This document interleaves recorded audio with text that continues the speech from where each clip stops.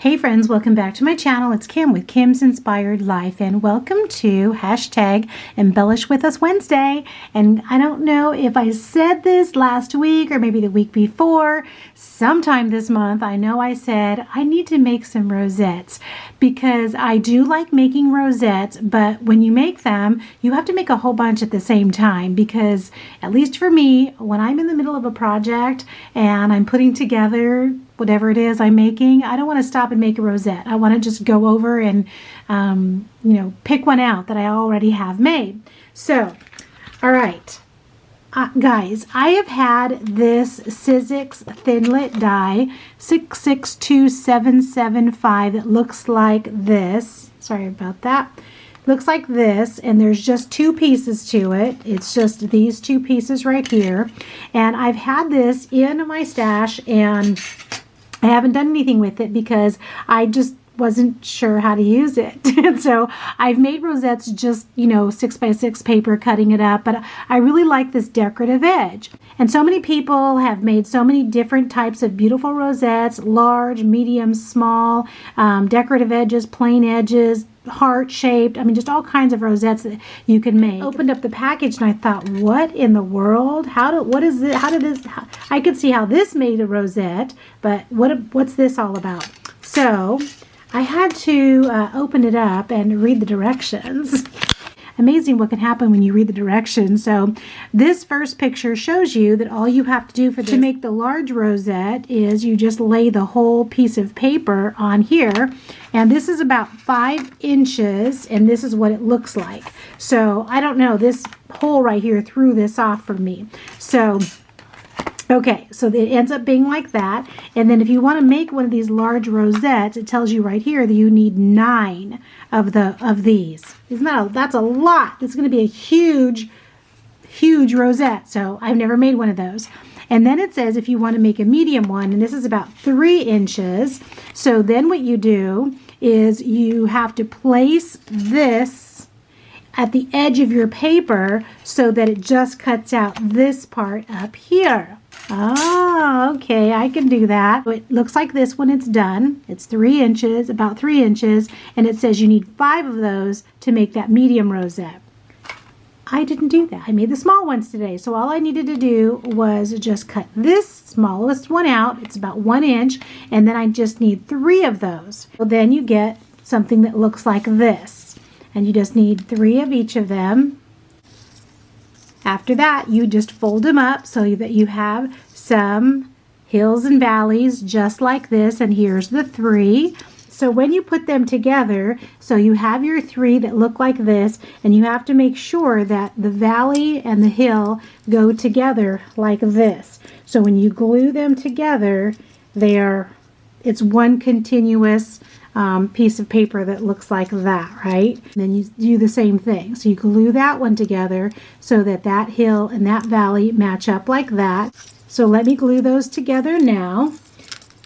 So what I usually do is I just use liquid glue. I know I've seen people that use hot glue to do this part. I don't do that because I don't know, I've just burned my fingers so many times. I just don't want to do that anymore. So I just use art glitter glue. That will just make sure that they match up and all the edges are at the top.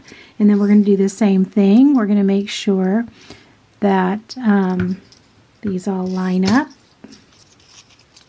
and then just match that valley with that mountain right there and put that together. And so now you have this continuous circle that looks like that. I just get a 1 inch circle that looks like this. And now I use hot glue. And so now I just give it a generous amount of hot glue right in the center. Just like that. And then I just put this right on top of it, and the outside edge is going to be facing down. And then I have to hurry up before the hot glue gets cold. And so now you're just going to squish all this together, and it just finds its place together, and it just starts to fit inside of itself, right? And then you just have to hold it down flat, and then the hot glue will just meld it all together. And when you're done, you have the rosette that looks like this. And that this is not absolutely perfect, but that's okay. It's good enough. It looks pretty good, I think. Put a little dollop of glue, and then I just always flatten it down just to make sure it's, you know, it's flat like that. So there you have it. So I have all of these over here cut out that I'm going to be putting together. And here are the rosettes that I've already made. So let me start with the green ones over here. Some glitter paper, and I have this die that looks like this that cuts this in the back out. So I just glued that on there. They had given me this trim that looks like this. And there's actually two pieces, this shiny, I don't have any more of that. And so I have to find some more of that. That's just really pretty. And then this kind of net looking trim right here. Didn't put any foam or anything on the bottom of these cut aparts. I just glued them on top of each other. And then the same thing, I wanted to use up the rest of this trim because I just had about maybe, I don't know, 10 inches of it or something. And so this one, I didn't put any foam on either. I just hot glued that. I did add a little bit of stickles right there. The next two I made were more Valentine-y looking, and so I cut out the background in gold. And then on these, I used just that tool, you know, that glittery tool that we get at Hobby Lobby, and then just put some hearts on there. Same thing on this one, except I just put, you know, these little fun little sunglasses on there. So the next two I made, so these are actually stickers, and then I put them on a piece of, I put them on an index card and fussy cut around them, and then inked around the edges.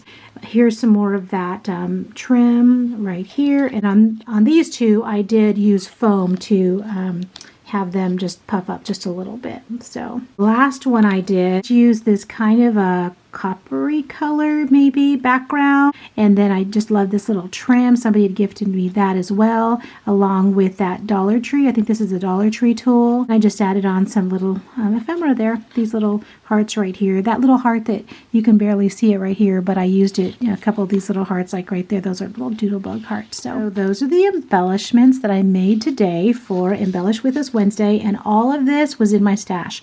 I didn't buy anything. It's just all stuff that I've either had or people gave me. So I want to thank Judith at Gigi's Cool Creations and Marianne at Marianne's Craft Corner for hosting this wonderful Embellish With Us Wednesday. It's so wonderful to be able to go and see everyone's creations and be inspired. Tanya at Side Gig Crafts just made some little pinwheels, and I had made some pinwheels over the weekend, so it's so wonderful to see that, you know, a lot of the same things are going on in our craft rooms. And then Deborah at My Honey's Crafts, she's using her Cricut every week, and she's just coming up with some really fun, you know, seasonal projects. And I love, Deborah, that you're just cutting out different patterns out of your Cricut, but then Deborah will also show you, okay, after I cut this out on my Cricut, this is how I'm going to use it. I'm going to make a tag, I'm going to make an envelope, I'm going to make, you know, whatever it is. So that's awesome. And I'm going to put those two channels that I just mentioned down in the description box below. There's so many others. Just follow the hashtag Embellish With Us Wednesday, and you will definitely be inspired. All right, guys, thanks for stopping by, and I will talk to you again soon. Bye-bye.